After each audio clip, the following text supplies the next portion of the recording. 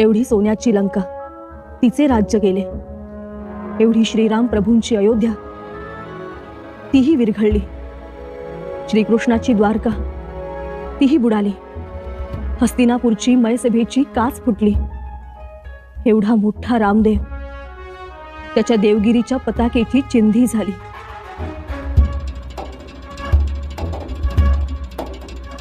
परंतु अशी अवस्था स्वराज्याची कदापिही होणार नाही. कारण स्वराज्य ही नगरी नाही, स्वराज्य हा विचार आहे. आणि विचार कोणीही उद्ध्वस्त करू शकणार नाही. तो चिरंजीव असतो.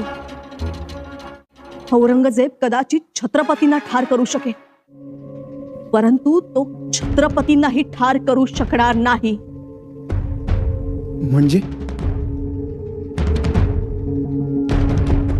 आम्ही नव्या छत्रपतींना सिंहासनावर बसवणार.